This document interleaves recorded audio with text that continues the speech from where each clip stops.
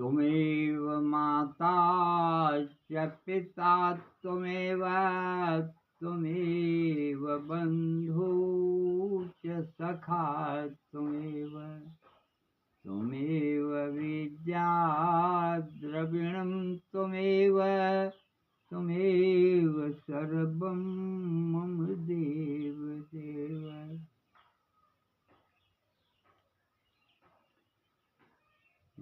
या देवी सर्वभूतेषु मायारूपेण संस्थिता नमस्तस्यै नमस्तस्यै नमस्तस्यै नमो नमः। ओम जयंती मंगला काली भद्रकाली कपालिनी दुर्गा क्षमा शिवा धात्री स्वाहा स्वाधा नमस्तुते। मनोजयं मारुततुल्यवेगं जितेन्द्रियं बुद्धिमतां वरिष्ठं वातात्मजं वानरयोत्तमुख्यं श्रीरामदूतं शरणं प्रपद्यते। नीलाम्भुजश्यामलकोमलाङ्गं सीतासमारोपितवामभागं पाणौ महासायकचारुचापं नमामि रामं रघुवंशनाथम्। गजाननं भूतगणादिसेवितं कपितजम्बूफलचारुभक्षणम् उमासुतं शोकविनाशकारकम्। ऐ विघ्नेश्वराय महाराज, जय गणेश जी। सोऽयं विभूति विभूषण सुरवर सर्वाधिप सर्वः सर्वगतः शिवा शशिनिभः श्रीशङ्करः पातु माम्। ओम नमः शिवाय, ओम नमः शिवाय, ओम नमः शिवाय, ओम नमः शिवाय, ओम नमः शिवाय, ओम नमः शिवाय, ओम नमस्तुभ्यं, ओम नमस्तुभ्यं, ओम नमस्तुभ्यं। बोलिए शंकर भगवान की जय, बोलिए हनुमंत लाल की जय। कथा शुरू होत है सुनहु वीर हनुमान, आय के आसन लीजिए प्रभु दया निधान। आज हम सब विचार करेंगे भगवान शंकर पार्वती कैलाश पर्वत पर विराजमान। माता सती ने भगवान भोलेनाथ से कहा, हे प्रभु मुझे आज भगवान हरि की, भगवान प्रभु श्री रामचंद्र जी की कथा सुनने की इच्छा है। भगवान भोलेनाथ परम खुशी परम आनंद में आकर के, वारे देवी धन्य हो, बड़ा अच्छा है, ठीक है बैठो हम कथा आपको सुनाएंगे। क्योंकि भगवान भोलेनाथ के देव में देव महादेव हैं, लेकिन वो परम पिता परमेश्वर पर ब्रह्म को मानते हैं। भगवान राम को अपना इष्ट देव मानते हैं, अपना गुरु मानते हैं, अपना माता पिता मानते हैं, सब कुछ वो उन्हीं को मानते हैं। आज माता सती ने कथा सुनने के लिए, भगवान राम की कथा सुनने के लिए और भगवान शंकर से भगवान भोलेनाथ आज कथा कहना प्रारंभ किए। कहन सती, हाँ प्रभु कहन कथा आप भगवान राम की आप सुनना चाहती हैं? कहना, हाँ प्रभु, मैं राम की कथा सुनना चाहती। कहना, ठीक है, कथा मैं शुरू कर रहा हूँ, आप ध्यान पूर्वक उनकी कथा सुनिए। भगवान शंकर राम की कथा कहना प्रारंभ किए। प्रारंभ, राम तो एक हैं, ब्रह्म एक है, लेकिन उसकी लीलाएं बहुत हैं, उसकी कथाएं बहुत हैं। नाना प्रकार की लीला करने के लिए वो अवतार लेते हैं। उस समय पर भगवान राम दुर्वासा ऋषि के रूप में अवतरित की कथा भगवान भोलेनाथ कहना प्रारंभ। और उस समय कथा बड़े प्रचंड से हो रही थी और कथा में भोलेनाथ मग्न थे। कथा कहने में भोलेनाथ अपने दिल से, मन से, हृदय से, और उनको सूझ बुझ नहीं थी। कथा कहना प्रारंभ किए। अब वो वर्णन करना शुरू किए कि एक समय की बात है कि देवता लोग परेशान थे। देवता लोग परेशान थे। तब 33 करोड़ के देवता परेशान किस लिए थे कि सूर्य भगवान पूर्व दिशा से उदय होते हैं और अस्ताचल पर्वत पर जाकर के वो विश्राम करते। लेकिन एक समय की बात है कि सूर्य भगवान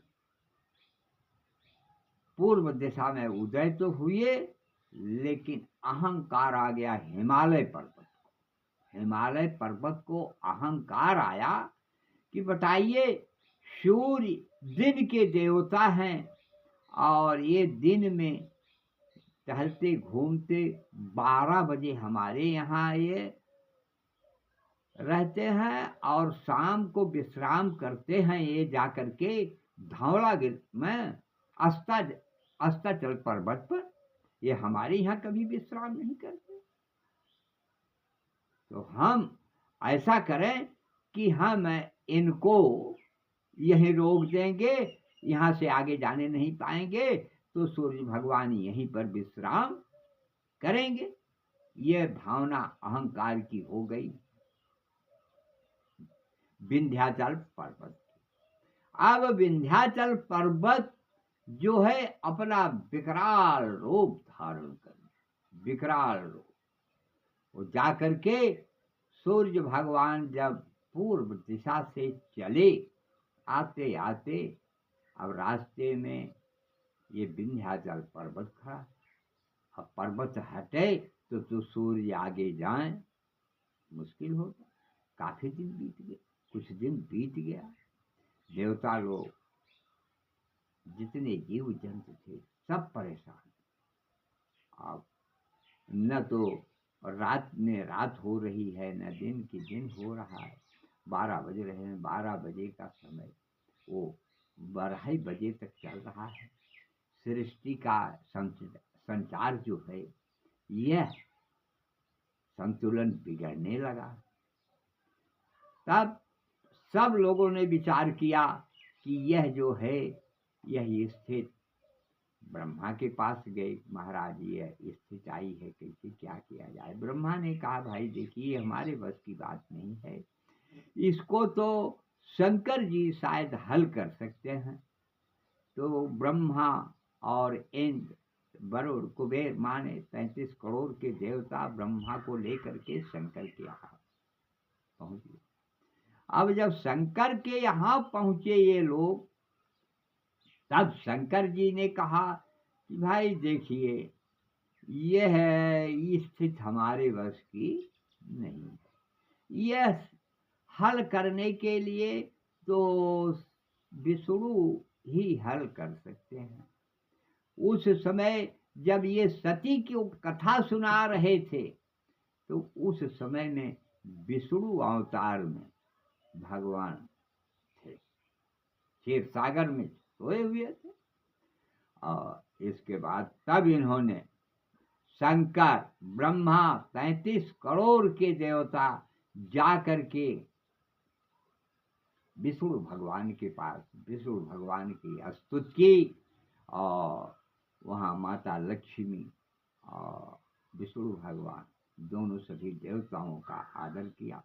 भोलेनाथ बैठे, ब्रह्मा बैठे, इंद्र बैठे, मतलब सभी लोग अपना आसन ग्रहण किए। और सब लोगों ने, भोलेनाथ ने भी प्रार्थना की, हे प्रभु, हे दीनदयाल, हे कृपा निधान, आज सृष्टि का ये संतुलन जो है बिगड़ गया है। ये सूर्य जो है वो आधे रास्ते पर रुक गया है, इसीलिए सृष्टि जो है इधर उधर संतुलन इसका बिगड़ता चला जा रहा है। तो इसके लिए आप कोई उपाय करें, जैसे कि वो विंध्याचल पर्वत जो है वो है ऊपर हो गया है और जाने के लिए सूर्य रास्ता नहीं पा रहे। शंकर जी ने यह प्रार्थना की भगवान विष्णु से। विष्णु ने कहा अच्छा ठीक है, कोई बात नहीं। उस समय की बात है, ये दुर्वासा ऋषि के रूप में प्रकट हो। और दुर्वासा जो है, सबकी प्रार्थना सुन करके भगवान विष्णु ने कहा कि ठीक है, आप लोग जाइए अपने अपने स्थान पर, और कल हम इसकी उपाय करेंगे कुछ। अब विष्णु जो है आज दुर्वासा ऋषि के रूप में प्रकट हो गए। दुर्वासा ऋषि के रूप में प्रकट होकर के ये क्या किए, दुर्वासा ऋषि जो थे वो पहाड़ों के गुरु थे, पहाड़ों के गुरु दुर्वासा ऋषि। अब भगवान विष्णु ब्रह्मा का इनका दुर्वासा ऋषि के रूप में अब विंध्याचल की ओर चलना शुरू किए।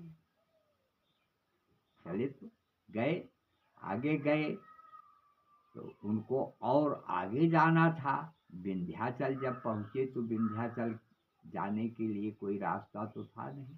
अब विंध्याचल जब देखा कि हमारे गुरु आ जाए हैं, तो विंध्याचल झुक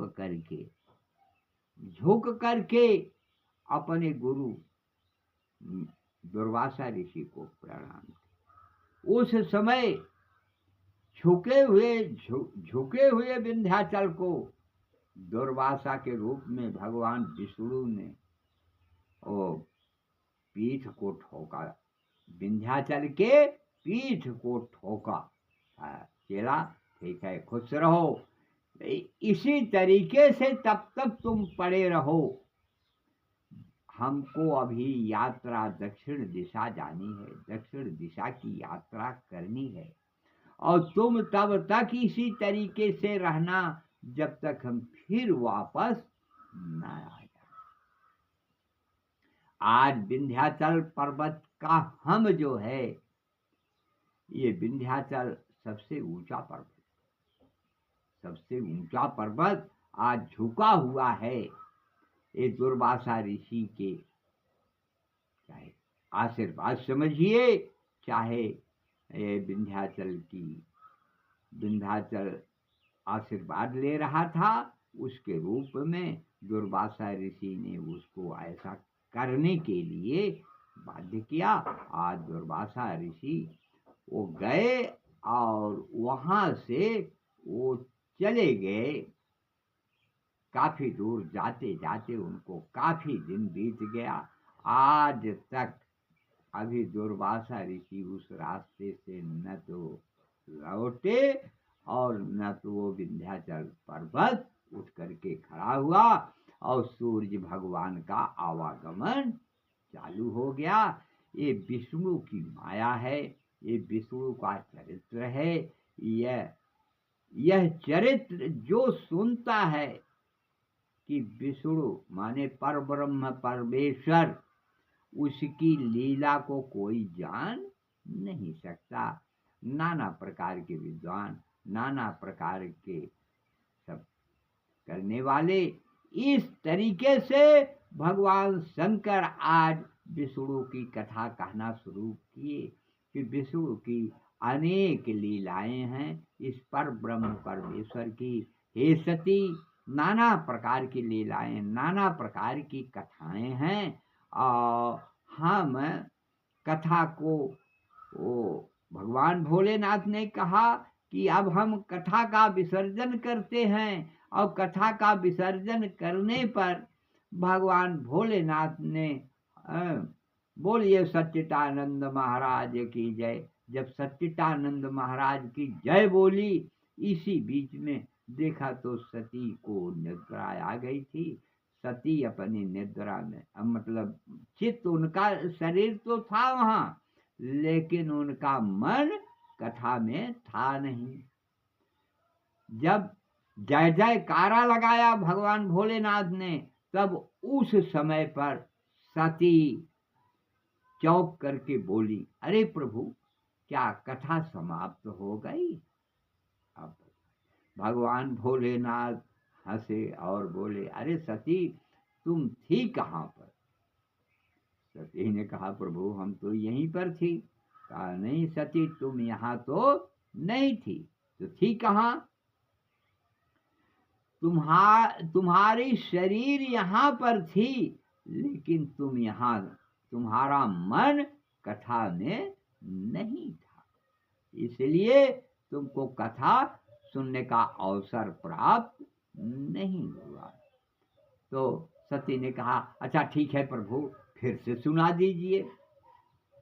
भगवान भोलेनाथ ने कहा कि हमारे पास इतना समय नहीं है कि हम फिर दोबारा कथा सुनाएं। इस तरीके से सती जो हैं आज कथा से विमुख हो गई। भगवान राम के चरित्र सुनने से विमुख होने के लिए आज सती को पिता के यज्ञ में, राजा दक्ष की यज्ञ में जाकर के उनको अपना प्राण देना पड़ा। तो भगवान की कथा न सुनने पर, भगवान का चरित्र, भगवान का गुणगान न करने पर, भगवान की कथा न सुनने पर ये शरीर जो है वो कष्टदायक से जलना पड़ता है, जैसे कि सती को हुआ। कथा न सुनने से, ऋषियों का अपमान करने से, संतों का अपमान किया, इनका कुंभज ऋषि का जाकर के वहाँ भी उनका अपमान किया सती ने, और कथा भी नहीं सुनी, और जो जगत जननी का पद मिला था वो भी छिन गया। राजा दक्ष की यज्ञ में जाकर के उनको जलना ही पड़ा। इसलिए संतों का संग है। और संत कौन है? संतों के यहाँ जाने के लिए पहला तो यह है कि जाइए, चित्त मन वचन से कथा को सुनिए। संत मिलन को जाइए, तज ममता अभिमान, और ज्यों ज्यों पग आगे बढ़े, कोटि यज्ञ समान। तो सती का मन जो था संत के यहाँ जाने का तो था ही नहीं। पहली बात एक ऐप यहाँ था, और उनके अंदर अहंकार था, देश थी, ईर्षा था। ये सब कर्म जो थे यह कथा के विपरीत हैं। इससे जिसके जिसके अंदर कथा ये सब अंदर रहेगा, उसको तो कथा सुनने का कोई अवसर नहीं मिलेगा। उसके लिए सांसारिक कष्ट उसको उठाना ही होगा। अब इस तरीके से नहीं करना चाहिए। और संत कौन है? संत का मतलब यह है, वह संत जो होता है एक मक्खन की तरह होता है, सफेद मक्खन की तरह संत होता है। संत वही है जिसका कोई अंत न जान सके। अब कथा जो है आज परिध पर आ गई, अपने समय के परिध पार कर रही है कथा।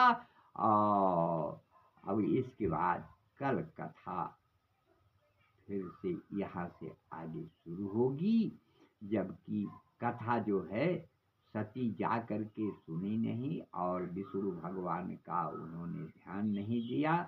तो कल दूसरे रूप में दूसरे हिसाब से कथा हम आप लोगों को आगे सुनाएंगे। अब कथा परिध पार के समय परिध पार कर रही है। और बोलिए शंकर भगवान की जय, बोलिए हर हर महादेव की जय, बोलिए हनुमंत लाल की जय। कथा विसर्जन होत है सुनहु देव मन लाए, और जो जहाँ से प्रभु आए तह का करो बयान, बोलो सियावर रामचंद्र की जय।